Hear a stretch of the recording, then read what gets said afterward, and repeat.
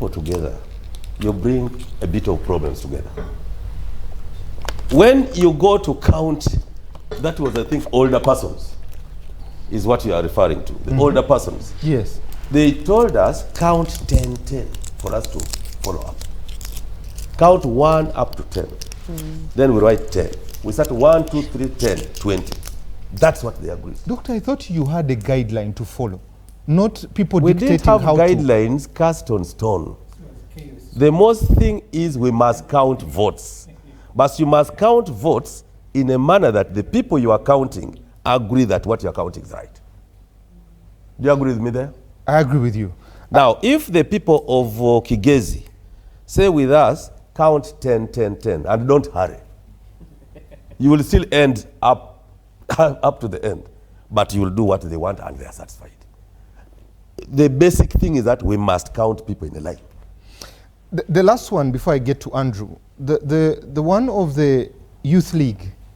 Now, what we are doing, what Chris said, No, it doesn't matter whether my son is a candidate. I'll come to that.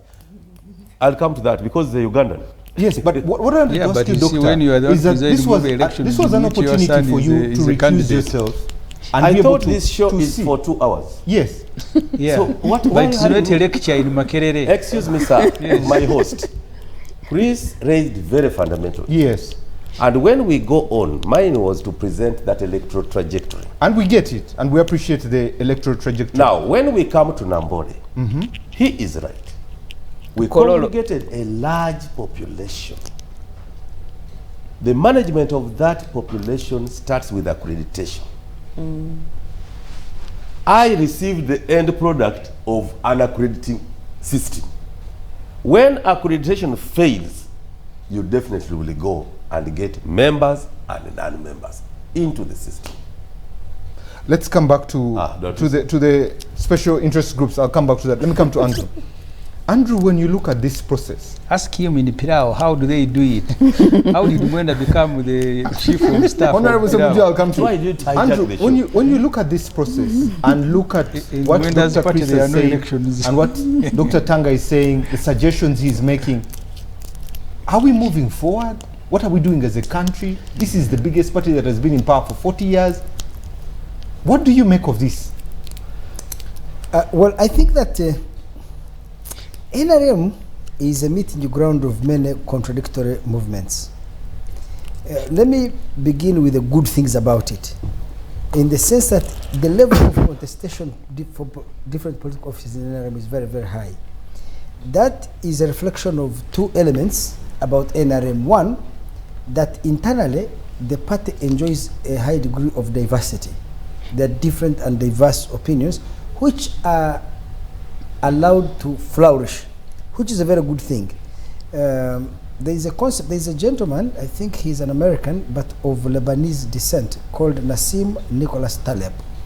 He wrote a book called Anti-Fragile, and he developed this concept to say that all systems have 3 ingredients.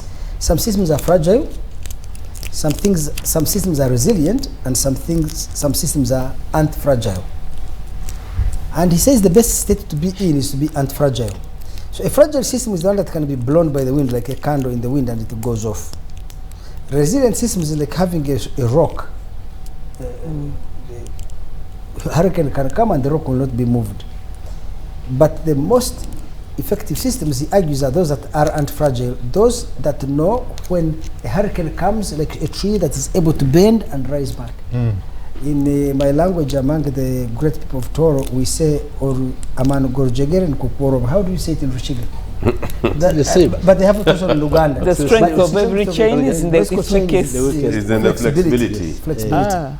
So to that degree, NRM has internal diversity and it is able to face very many pressures inside itself, which allows it to continually improve or develop anti-fragility, in the sense that it's like a tree. If you were to get a greenhouse, remove all wind and grow trees, and this experiment has been done scientifically, when the trees grew older, they fell on their own weight. Why do you think these normal trees always stand? When it is still young, the wind comes, it bends. As it bends this side, the roots develop strength. When the wind blows this side, the roots of the other side develop strength. So over time, it keeps going stronger and therefore is difficult to put down. So the positive thing about the NRM is that I think because of the internal struggles and all these things that is rising, I think they live in a good laboratory for learning and experimenting and improving whatever they are supposed to do. It also shows the level of competition inside the NRM shows that really outside of the NRM, the contestation for power is limited. In the sense, in fact, I felt that the struggles and the battles we saw in the NRM were a reflection of the weakness of the opposition. Because if NRM had external opponents who threatened its existence, it would be much more coherent internally in order to be able to fight the opponent outside. So its own internal divisions that we saw in that election, and that confusion is a reflection of the weakness of the opposition, which makes it internally lax. The third element, of course, and which you would admire about them is I saw a clip of him actually even almost yelling at the president. So in their group, these ones, if you raise, you must exhibit what we call ideological purity. For them, whenever they have had a difference among themselves, they have split. So there used to be FDC. Then Bet Kamia broke off with Uganda Freedom something. Then after that, Muntu went with Anti. Then he has come with the PFF. Because they cannot manage internal contradictions and differences, what Ssemujju laughs about NRM, I think it's its strength. Of course, you could say that the NRM benefits from the existence of the state, and the state and its resources act as a glue to hold them together. But that notwithstanding, historically, NRM can be given credit that when Museveni was in the bush, his core group were people who were leftist Marxists. But then they allied with the Catholic Church, which is very conservative, with Mengo, another conservative institution, with the monarchical interest in Tor and Ankole, which were also very conservative. And when they came to power, they tried to create a broad-based organization to reach out to so many. So NRM has that strength. And a lot of the confusion we see inside of them and the disorganization and the laugh at is actually a source of their strength. Now, so that is the positive part. The negative part that worries me is that confusion you see in NRM also has an effect on the country. If you drive through Kampala and look at how shabby this town is, its potholes, its garbage, its open sewers, its everything, is a reflection of the kind of disaster and confusion you see within the NRM. If you go to schools and hospitals, the kind of confusion you find there is inside the NRM. In fact, one has to worry if NRM is the one in charge of the state. Therefore, it has a significant influence on the Electoral Commission, which is supervised by the government. So the Electoral Commission, how is the NRM going to preside over a government that has an Electoral Commission, or a state that has an Electoral Commission that is going to organize a national election? Somebody has to worry. Is the national election also going to be like this? We have to ask that question. The final thing that I saw there is the democratization of the NRM in its full swing.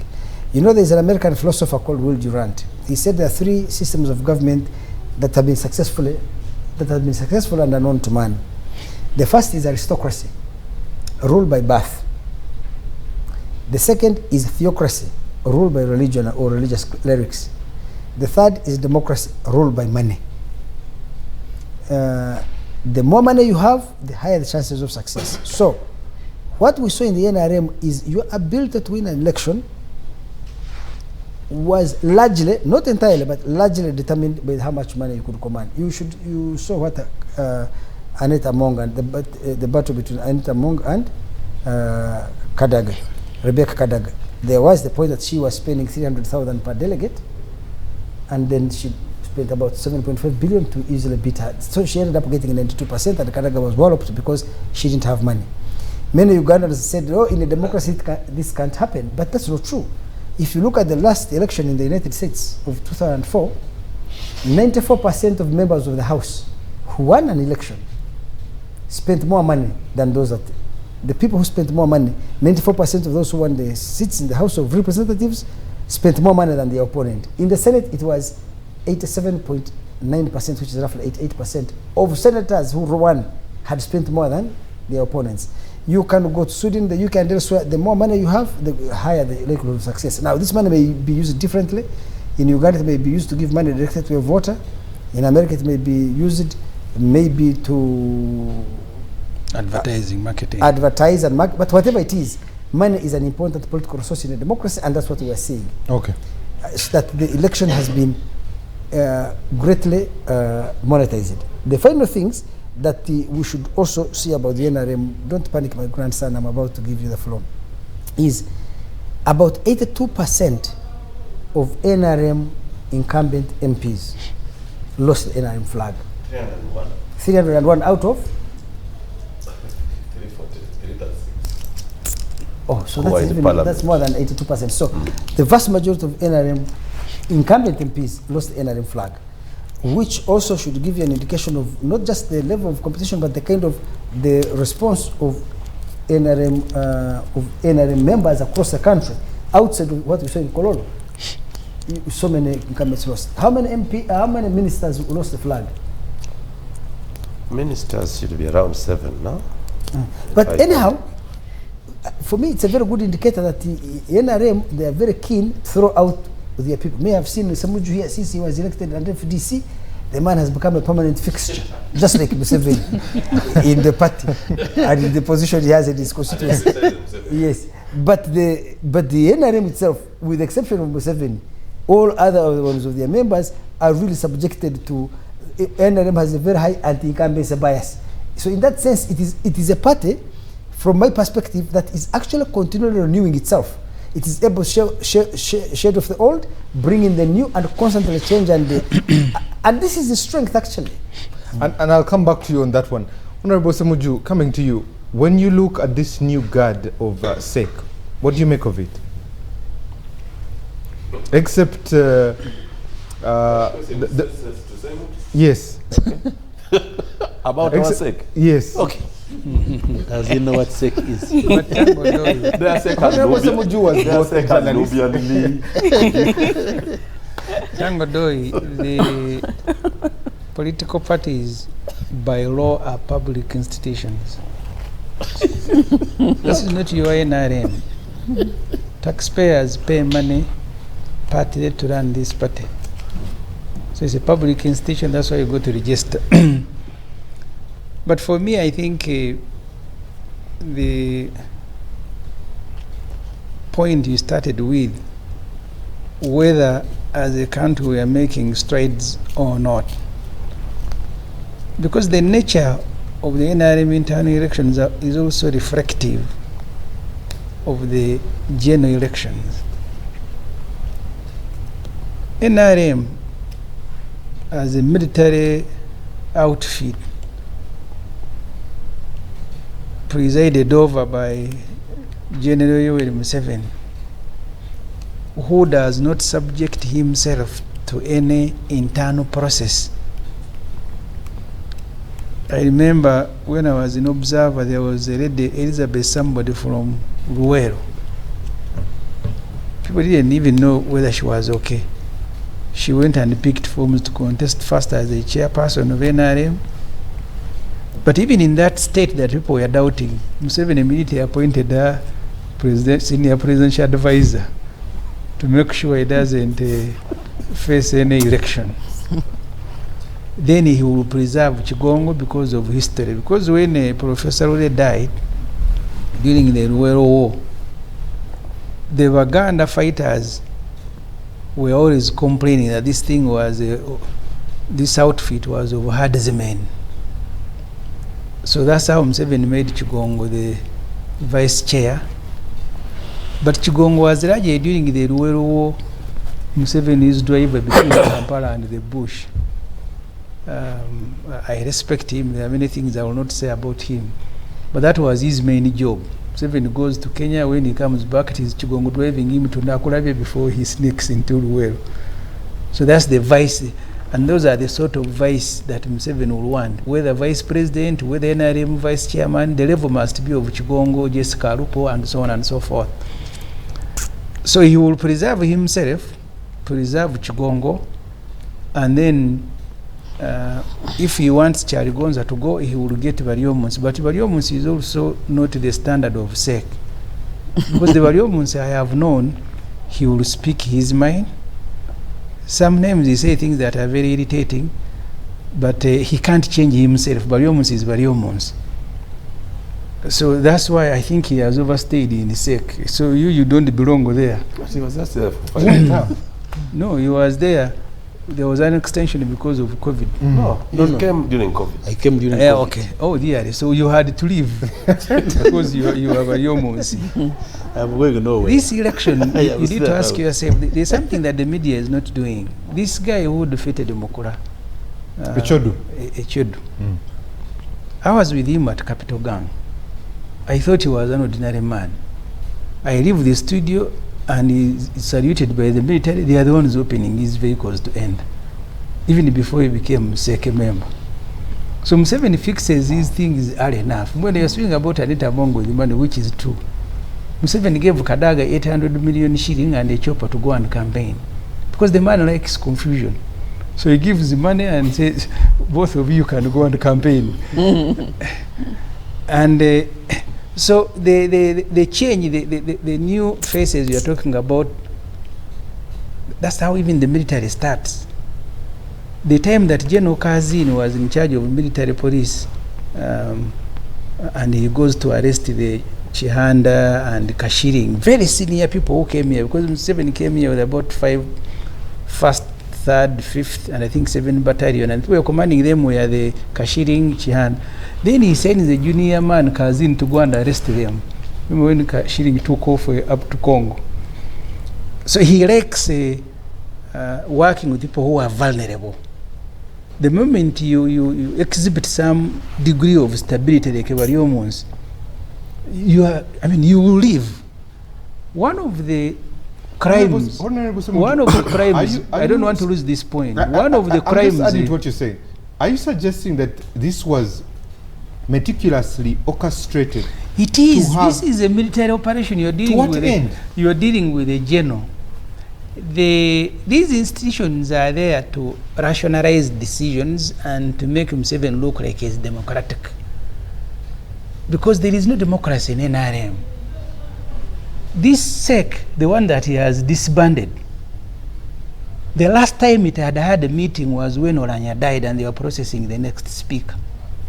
These grant orders, they gathered at Musa Court here for a meeting, even passed resolutions. And Museveni said he has given you permission to hold a SEC meeting. He invited them. From today onwards, all SEC meetings must take place in State House and resolution number 1. Let them, both of them, say that I am lying. You are lying. Tanga Odoi, you a professor. But you are lying. So let Chris also say I am lying. You're not accurate. He said all the meetings must be in State House No, in Entebbe. no. No. Correct me. You And shall correct the record. then that particular SEC meeting had postponed the NRM roadmap. In the evening, Museveni said the roadmap starts tomorrow, I'm going to launch. The same people who had postponed it now walked to Plot 10 to receive Museveni to launch what they had postponed. But in the meeting, he came with the resolutions in his armpit, the one of Chigongo, and he kept saying, these Chigongo resolutions, these Chigongo resolutions. So these ones had to go. They were now wiseacking. Who are you even to sit, convene yourself and act like an institution when I am not there? One time, the Honorable Manya Mshega told me all the NRM people, his contemporary, had a meeting, a conference hall at Parliament. They said, let's say, former Vice Kaziwe be the one to chair us. We need to speak. Museveni had a meeting. He came running. He said, you guys, why are you excluding me? This is a very good conversation about the future of the country. I should also participate. But he said, I am very busy, so let's postpone the one of today. I'll host the next meeting. It never sat. So the SEC, people who think that SEC is an institution that should function as an institution, Bariomunsi and the group, the ones who are behind the Chigongo resolutions that Museveni came holding, all of them have left. Now he has assembled a new army because Museveni likes working with people who are vulnerable. The moment you express stability, you are a problem, you've got to go. One of the meetings of SEC, Charlie Gonza arrives and he says, there's something I want to say here. When we are in Luwero, we are the ones fighting, you remember. You are going to cause this country a problem. The other day they killed Abiriga, you ran at the scene of crime. He said, and I'm quoting Charlie Gonza, when your vehicle was stolen in Arua, they had to kill people. Suppose they kill you, and why do you continue running to the scenes of crime? Second thing, we must discuss the transition. What happened next election? Charlie Gonza had to be replaced by Variomons. So you are saying to the president who brought me into SEC. I am saying, so tell me if I am lying that Charlie Gonza didn't say these things when he was banging the table with his stick. So Charlie Gonza had to be helped out of SEC. Now Bariomus came in, who at that time looked relatively junior. But Bariomus has now earned his right at the table. So he begins speaking the same way you see him here criticizing NRM elections. The next thing, I'll be surprised if he retains his cabinet post. Because in the past, Museveni would... Tanga Odoi... Tanga Odoi... man is capable of being Museveni always spoke about the right forum. At that time, you were in Makerere. I was covering Museveni. So I have a fair knowledge. You may have been closer to him, but I have fair knowledge of how Museveni operates. So these new yes men and women he has assembled from Anita Mongo to Echedu. I was with Echedu, the man who can't communicate. You see, you are to show like this, they ask you, say yes. Then the moderator is suffering. Yes, about what? He said, okay. That is now the guy in the SEC. I was with him. No, he's not here. Don't discuss him. Yeah. But the show was public. You mean we are in heaven? No, we are on a talk show when the man was sitting. I know, he's not here. So no, I'm telling you what happened. I'm not talking about him. Beyond the show, I don't know him. But he could not communicate. But he's not here to whether it was by choice, but he couldn't. So the new faces in SEC were carefully selected, were helped, and the mistake, and you can see by the way they behavior, and that's why these people had to leave. That Kadaga can go to Koro and he's saying, Your Excellency, this is unacceptable. Bariomus goes to Koro, he picks a microphone, this is not an election. You can't be in SEC, Bariomus, you are in the wrong place. That's not the address for. So these others will come and say, these elections were the best in this country. This country. But even you, when you are complaining, why were you not complaining to Tanga Odoi, who's the chairman of the Electoral Commission? You're complaining to Museveni. Because the elections were being conducted by Tanga Odoi, but Bariomus was saying, Your Excellency, was he now the chairman of the Electoral Commission? I was answering his question. So what worries me? Yes, I was answering. What worries me? Yes, lastly. It's the point Mwenda made in passing, because Mwenda wanted to argue like an academic. See, you can't have credible elections under Museveni.